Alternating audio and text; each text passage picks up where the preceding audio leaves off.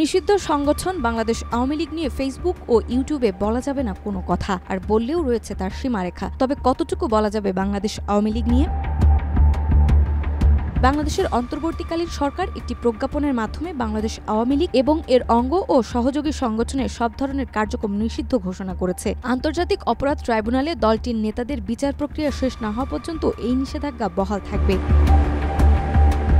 স্বরাষ্ট্র মন্ত্রণালয়ের প্রজ্ঞাপনে বলা হয়েছে, দলের নামে মিছিল, সভা সমাবেশ, প্রচারণা, অনলাইন বা সামাজিক যোগাযোগ মাধ্যমে যে কোনো ধরনের প্রচার সম্পূর্ণ নিষিদ্ধ। LME সার্টিফাইড বিশ্বসেরা কপারে তৈরি ওয়ালটন কেবলস, যা আপনার স্থাপনাকে রাখবে সব সময় নিরাপদ। সেই সঙ্গে দলের সামাজিক যোগাযোগ মাধ্যম প্ল্যাটফর্মগুলো বন্ধ করার উদ্যোগ নেওয়া হয়েছে।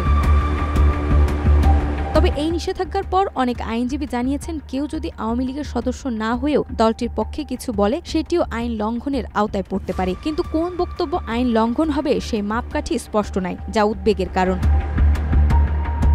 অন্যদিকে অনেকেই বলছেন, সংবাদ বা মতামত প্রকাশে সরাসরি বাধা নেই, তবে আওয়ামী লীগের সমর্থনে কিছু বললে তা নিষিদ্ধ বিবেচিত হতে পারে। নাজনাজবা, মাই টিভি।